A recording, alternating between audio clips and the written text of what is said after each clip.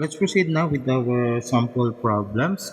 So we have 8 sample problems for this topic. So let's start with the first one. The first one, ang tanong lang sa atin is, what is the integral, or we have to evaluate the integral of tangent squared x dx. Okay? So, anong type ba ito? If we go back to our discussion, this is part of type 1. Okay? So, type 1, ang gagawin daw natin pag type 1 ay yung tangent squared x, papalitan natin ng secant squared x minus 1. Since tangent squared x lang ito, okay? So, yan na yung ating magiging simple and integrable function. So, distribute natin. This becomes the integral of secant squared x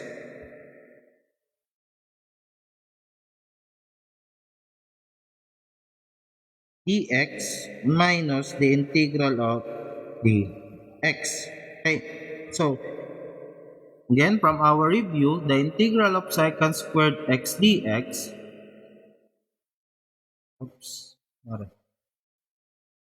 okay, so the integral of secant squared x dx is tangent. So this becomes tangent of x. The integral of dx is x plus c. So this is now our answer for this problem. Now let's proceed na rin with our second sample problem. For our problem number 2, we have to evaluate the integral of tangent cube of x secant squared of x dx. So, this falls under type 3. So, I suggest while watching this discussion, hawakan ninyo yung modules ninyo to look for the types kasi hindi na mababalikan ni sir as I shift from computer to tablet. Okay? So, si tangent cube of x secant squared of x, since this is a product, this clearly falls under type 3. But the question is, aling condition ng type 3 yung gagamitin natin? Meron tayong 4 conditions. So if you take a look on your module, the type 2 conditions or the type 3.2 conditions, dapat daw m is odd and n is just greater than 1. So we can use that condition. Ano? Okay? But if we observe here, this is a perfect U substitution na rin. Pero balikan lang natin kasi muna yung concept ng nung ating mga powers of tangents and cotangents. So, ang pwede natin gawin dito, kung susundan natin yung topic natin, this can be rewritten as integral of excuse me, integral of tangent, i-separate daw natin yung dalawang tangent, okay? Then we have secant squared x dx.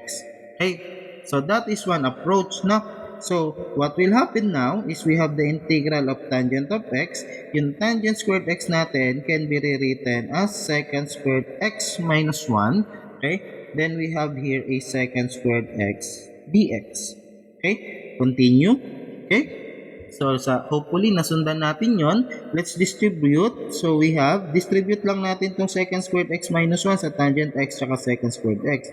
This becomes tangent of x, okay, secant raised to 4 of x minus, lagyan na natin to ng dx, minus, we have the integral of tangent of x secant squared of x dx. Sir, saan nang galing? Again, dinidistribute lang natin dito. May tangent x secant squared x tayo. And multiply pa natin dito. Okay? Kaya naging secant raised to 4. Then dito naman, multiply natin siya. Okay? Pag multiply natin si tangent x multiplied by minus 1 or negative 1 multiplied by secant squared x. Kaya nagkaroon tayo ng minus integral of tangent x secant squared x dx. Okay, next, pwede na tayong mag-use substitution dito. Okay, so sabi natin, para tayong bumalik sa anong type na yung binalikan natin? So para tayong bumalik doon sa type 2 dito, no? Yung gagawin nating secant. Okay? Okay, so pwede nating ihiwalay yung secant dito. We have here tangent x secant x, tapos meron tayong matitirang second cube of x dx dito. Okay? Minus, we have here the integral of tangent x second squared x dx. So dito actually, pwede tayong mag-u-sub. Pagka nag-let u tayo, or better yet, pwede rin kasi natin gawin into this form para isang let u na lang tayo. Ayan. Diba? Pareho lang naman yan. Bin-write down ko lang. Para pag nag-let u ako ng second x, okay? Second of x, our du is second of x dx. Second of x, tangent of x dx. Okay? So, kapag nire-write natin ito, again, this one is du. So, matitira na lang natin ay u cube du. Okay? Minus, sa kabilang side, integral of, di ba ito, yun? So, yun, du na lang. So, this becomes u du.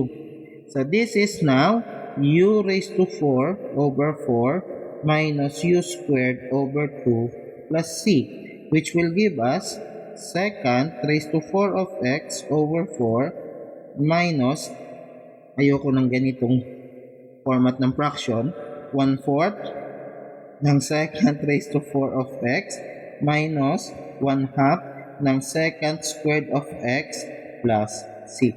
This is our answer for this problem in terms of second dito, ano? But we can also solve this in terms of tangent. Paano naman yon? Sabi ko kanina, this is a perfect u substitution problem. Ito yung shortcut. Yung long cut yung ginawa ni sir, medyo complicated para ma-explore natin yung ating manipulation ng trigonometric functions. So dito, actually, from here, you can now use let u is equivalent to tangent x, where du becomes second squared x dx. We can only use this if ang exponent natin ay 2. Okay? Applicable lang ito again kapag ang exponent ni second ay 2. So dito becomes integral of u cube. Yung second squared x dx, this is our du. So du, this becomes u raised to 4 over 4 plus c, or that is tangent raised to 4 of x over 4 plus c. Sir, pareho lang ba yan? Pareho lang yan. Pareho pong tama yung sagot nito. The first one is in terms of tangent and the second one is in the first one is in terms of second, the second one is in terms of tangent. So,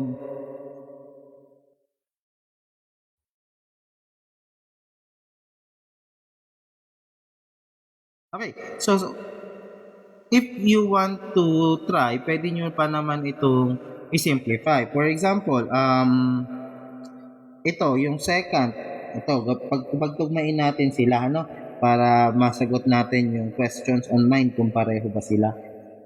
So, yung second dito, yung 1/4 second raised to 4 of x, pwede natin yung i-rewrite as tangent squared x plus 1 squared. Sir, saan nang galing yung second squared of x squared, that is second raised to 4 of x.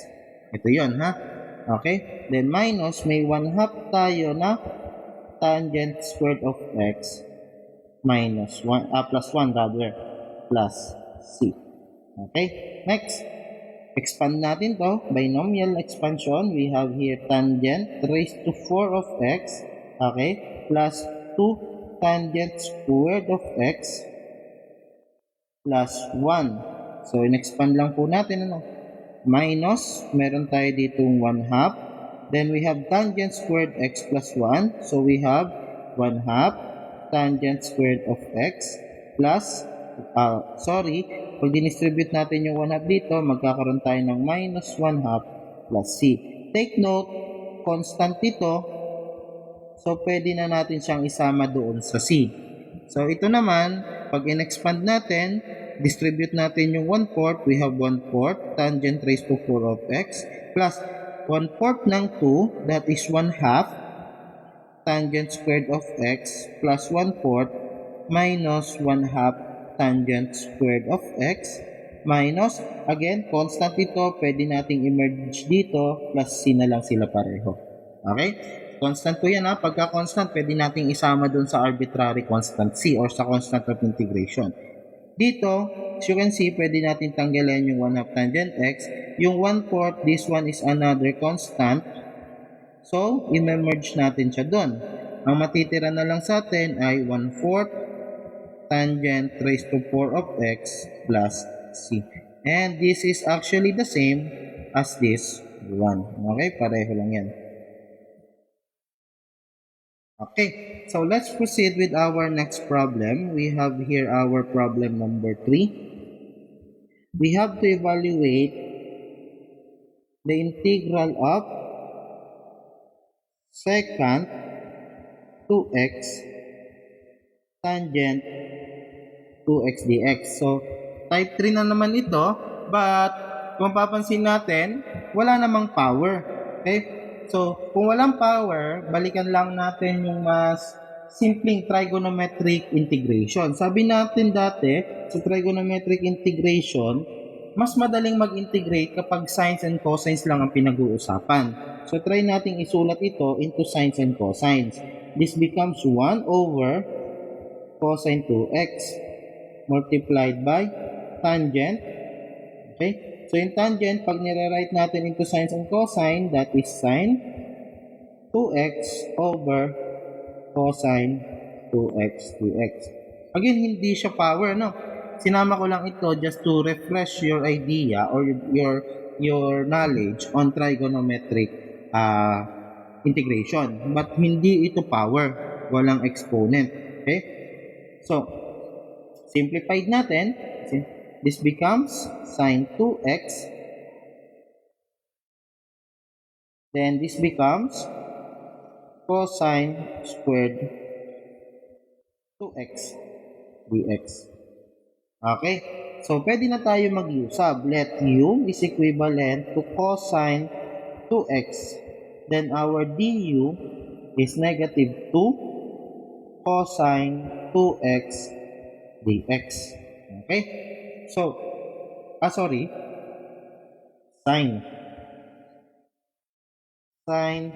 2x dx. Then, rewrite natin ito. Yung sine 2x dx, that is, again, yung sine 2x dx, that is equivalent to du over negative 2. Ayun, no? Sine 2x dx, that is du over negative 2. So, this can be rewritten as 1 na lang kasi matatanggal natin yan later on. 1 over u squared, yun. Yung cosine, papalitan natin ng u, naka-squared kaya u squared. Then our dx, that is, or yung sine 2x dx, that is du over negative 2. Simplifying, this becomes negative 1/2 integral of du over u squared. So, power, pwede natin siya i-write as u raised to negative 2 du, which will give us negative 1/2 ng u plus 1, negative 1 na lang, over negative 1. So, our answer becomes positive 1 over 2u, or that is equivalent, dito na lang po ilalagay ni sir, sa positive 1 over, plus c. Nakakalimutan ang plus c, huwag natin kalilimutan ang plus c. 1 over 2 cosine 2x plus c. And that is our answer. Now, sir, pwede ba namin gawing 1/2 secant 2x plus c yan? Yes, pareho lang po tama yung dalawang sagot na ito. Okay? And that is our first set of sample problems. See you on the next 3.